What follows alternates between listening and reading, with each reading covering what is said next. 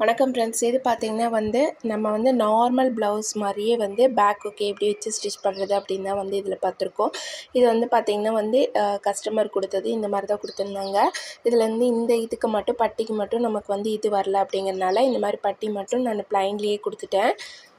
Back கொக்கி இப்போ நம்ம இதில் பார்த்திங்கன்னா நம்ம இதுக்கு நேர் கட்டிங் தான் நம்ம போடணும். நேர் கட்டிங் போட்டால் தான் ஸ்டிச் பண்ணுறதுக்கு சரியாக இருக்கும். கிராஸ் கட்டிங் போட்டோம் அப்படின்னா நமக்கு ஸ்டிச் பண்ணுறதுக்கு சரியாக வராது.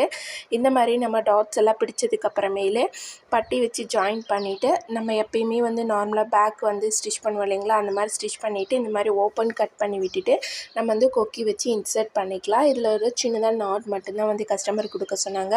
ரொம்பவே நீட்டாக சிம்பிளாக சூப்பராக இருக்குது இந்த ப்ளவுஸு.